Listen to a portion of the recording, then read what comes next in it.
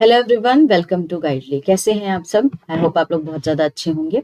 तो मैं यहाँ पर चैप्टर 9 लेकर आई हूँ। RBWM का मॉड्यूल बी चल रहा है। तो चैप्टर 9 में मैंने आपको एजुकेशन लोन, होम लोन, इन सारी चीज़ों के बारे में बड़ी अच्छी तरीके से बता रखा है। हम यहाँ पर बात करेंगे दो और इम्पोर्टेंट कॉन्सेप्ट की। जो पहला है आपका ऑटो लोन एंड दूसरा है आपका पर्सनल लोन। तो ये दो रह गया था, इन दोनों को हम यहाँ पर डिस्कस करेंगे।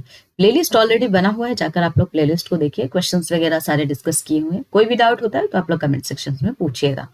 तो चलिए यहाँ पर हम सबसे पहले ऑटो लोन के बारे में थोड़ी सी बात कर लेते हैं। तो ऑटो लोन में आप देखेंगे, जब भी ऑटो लोन यानी कि कार फाइनेंसिंग वगैरह, कार परचेस की बात आती है तो तीन पार्टीज हमेशा इन्वॉल्व रहती है। पहला होता है बैंक। बैंक का काम होता है लोन को सैंक्शन करना। इसके बाद आपका आता है मैन्युफैक्चरर। मैन्युफैक्चरर जो होते हैं प्राइस को सेट करते हैं, जो भी कार वगैरह है, क्योंकि वो मैन्युफैक्चर कर रहे हैं तो प्राइस भी वही सेट करते हैं। एक आता है इसके बाद डीलर। अब डीलर क्या करता है? ये जो कार है उसको सेल करता है। ये बेसिकली आपका मिडिल मैन होता है, इसको मिडिल मैन बोलते हैं, जो कार सेल करने में हेल्प करता है। तो ये तीन पार्टीज इन्वॉल्व होती हैं। तो अब हम बात करेंगे कि ऑटो लोन्स की क्या एलिजिबिलिटी क्राइटेरिया होती है। तो देखिए, ऑटो लोन्स कोई भी ले सकता है, यानी कि अगर कोई सैलरीड पर्सन है, कोई प्रोफेशनल्स है, कोई सेल्फ एम्प्लॉयड इंडिविजुअल है, कोई NRI है, पार्टनरशिप फर्म है, प्रोप्राइटरी फर्म है, या other types of corporate entities में है, तो वो सब यहाँ पर ऑटो लोन ले सकते हैं। लेकिन ले कौन नहीं सकता है? तो Hindu undivided family auto loan नहीं ले सकती है। किस पर्पस के लिए आप ये ऑटो लोन को लेते हो? तो ऑफकोर्स आपको 2 व्हीलर या 4 व्हीलर कार खरीदना होता है, जिसकी वजह से आप ऑटो लोन लेते हो। क्वांटम ऑफ लोन क्या होता है? तो यहाँ पर कोई भी आपको मैक्सिमम अमाउंट देखने को नहीं मिलता है। जितना हो सकता है आप उतने अमाउंट का लोन ले सकते हो। यानी कि जो भी आपको कार खरीदना है, जो भी आपको बाइक खरीदनी है, उसके हिसाब से आपको यहाँ पर लोन मिल जाता है। लेकिन अगेन डिपेंड करता है कि आपकी इनकम क्या है। तो यहाँ पर जो एक क्राइटेरिया होता है, इनकम का क्राइटेरिया लग जाता है कि अगर आप कोई भी कार लोन ले रहे हो या फिर कोई बाइक पे लोन ले रहे हो, तो आपकी इनकम क्या है उसके हिसाब से ही आपका लोन सैंक्शन किया जाता है। यहाँ पे भी फॉयर का यूज किया जाता है। फॉयर का यूज का क्या मतलब है? नेट टेक होम पे होना चाहिए। तो यहाँ पर मेक श्योर किया जाता है कि 40 to 50% आपका जो भी ग्रॉस इनकम है आफ्टर रिपेइंग योर EMI आपके पास बचना चाहिए। मार्जिन की बात कर लेते हैं। तो मार्जिन वो होता है जिसमें, जैसे आप देखेंगे, कुछ अमाउंट आपको पे करना पड़ता है और बाकी पे आपको बैंक लोन सैंक्शन करती है। तो अगर आप न्यू कार कोई ले रहे हैं या 2 व्हीलर आप ले रहे हैं, तो आपको 10% का मार्जिन लगता है। यानी 10% आप पे करते हो और बाकी 90% पे बैंक आपको सैंक्शन करती है। ये इंपॉर्टेंट है, मार्जिन आपको याद रखना है। सेम अगर मैं सेकेंड हैंड कार की बात करूं तो यहाँ पर 25 to 30% का आपको मार्जिन देखने को मिलता है। सिक्योरिटी में आप देखेंगे कि आप जो भी व्हीकल लेते हो उसका चार्ज बैंक को देते हो, हाइपोथिकेशन जिसको बोलते हैं। अब इसमें क्या होता है कि आप चला सकते हो गाड़ी को, सारी चीजें कर सकते हो, लेकिन इसका चार्ज बैंक के पास है। यानी कि जब तक आप लोन को रीपे नहीं करोगे तब तक वो कार बैंक के पास जब्त रहेगी। ठीक है, उसको हाइपोथिकेशन बोलते हैं। जब आपका लोन अमाउंट पे हो जाएगा, आप अपना कार लेकर चले जाइए। रेट ऑफ इंटरेस्ट की बात करते हैं। तो अगेन जो ये रेट ऑफ इंटरेस्ट है ना, वो डिपेंड करता है banks to bank. Processing charge भी बैंक्स टू बैंक्स डिपेंड करता है कि कौन सा बैंक है और उनका क्या क्राइटेरिया है। मोरेटोरियम पीरियड की बात करें तो मोरेटोरियम पीरियड हॉलीडे पीरियड होता है या ग्रेस पीरियड आप बोल सकते हो। तो यहाँ पर आप देखेंगे ऑटो लोन के केस में कोई भी आपको मोरेटोरियम पीरियड नहीं दिखाई देता है। ठीक है, आप देखेंगे होम लोन के केस में, एजुकेशन लोन के केस में आपने मोरेटोरियम पीरियड देखा होगा, ग्रेस पीरियड, हॉलीडे पीरियड देखा है, लेकिन आपको ऑटो लोन के केस में ऐसा कुछ नहीं मिलता है। रीपेमेंट की बात करूं तो जिस दिन आपके अकाउंट में लोन का अमाउंट डिसबर्स हो जाता है उसी दिन से आपका EMI स्टार्ट हो जाता है। इसमें कोई 2-3 महीने का आपको मोरेटोरियम प्रोवाइड नहीं किया जाता है। अब रीपेमेंट की बात कर लेते हैं। तो अगर कोई इंडिविजुअल है, नया व्हीकल ले रहा है, यानी कि अगर वो 4 व्हीलर ले रहा है तो 7 साल, ठीक है, 2 व्हीलर ले रहा है तो मैक्सिमम 5 to 6 ईयर। इंपॉर्टेंट है, एग्जाम में क्वेश्चन आता है। अगर कोई कॉर्पोरेट या फर्म है तो मैक्सिमम 5 ईयर्स। कोई सेकेंड हैंड व्हीकल ले रहा है तो मैक्सिमम आपका 3 ईयर्स होता है। अब बात करते हैं प्री पेमेंट पेनल्टी की। तो देखिए, पब्लिक सेक्टर बैंक्स जो है प्री पेमेंट पेनल्टी नहीं लेती है, लेकिन most of the private sector banks जब आप प्री पेमेंट करते हो तो आपसे यहाँ पर चार्जेस लेती है।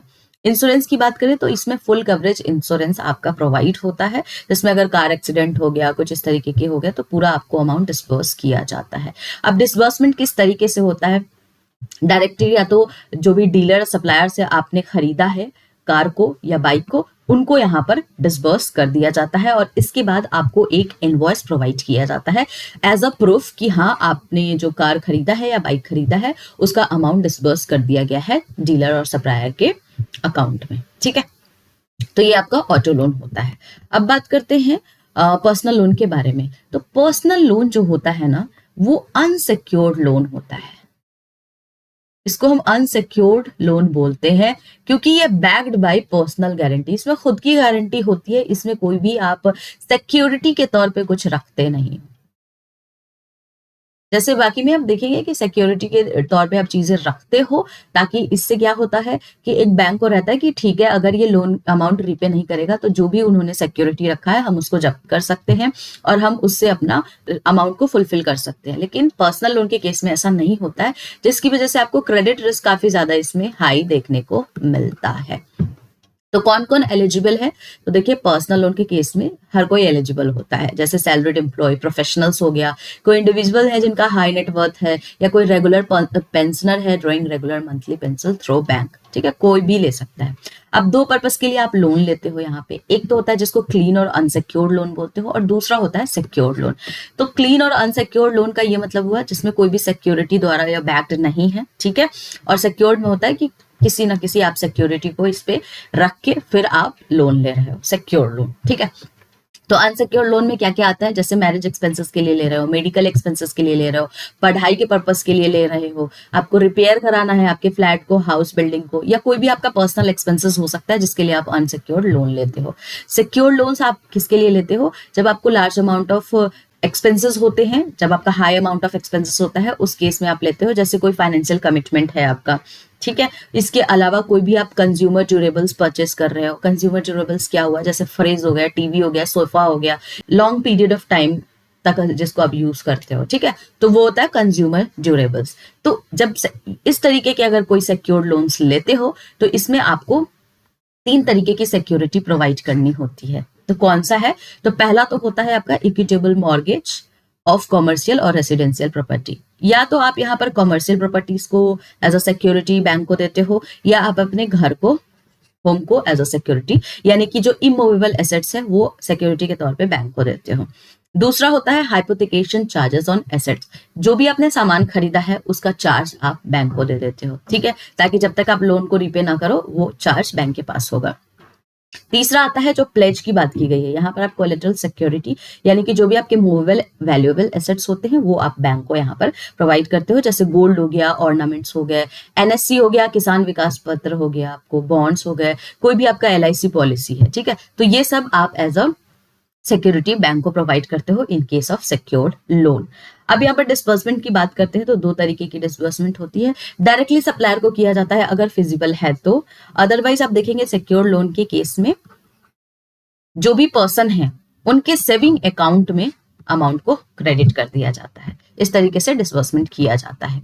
अब यहाँ पर और भी फीचर्स है, जैसे कि अगर अनसिक्योर्ड लोन और सिक्योर्ड लोन के अमाउंट की बात करूं तो अगेन ये वैरी करता है, डिपेंड करता है बैंक्स टू बैंक्स, क्या उनका टारगेट है, किस तरीके का उन्होंने जो है लोन्स का क्राइटेरिया रख रखा है। एलिजिबिलिटी अमाउंट की बात करूं, यानी कि कितना एलिजिबल अमाउंट होता है, रीपेमेंट कैपेसिटी कितनी होती है, तो वो भी अगेन दोनों के केस में बैंक्स टू बैंक्स वैरी करता हुआ आपको नजर आएगा। लेकिन हमेशा ये मेक श्योर होता है कि फॉयर का इस्तेमाल किया जाए, यानी कि इतना होना चाहिए ईएमआई पे करने के बाद कि नेट टेक होम पे हो।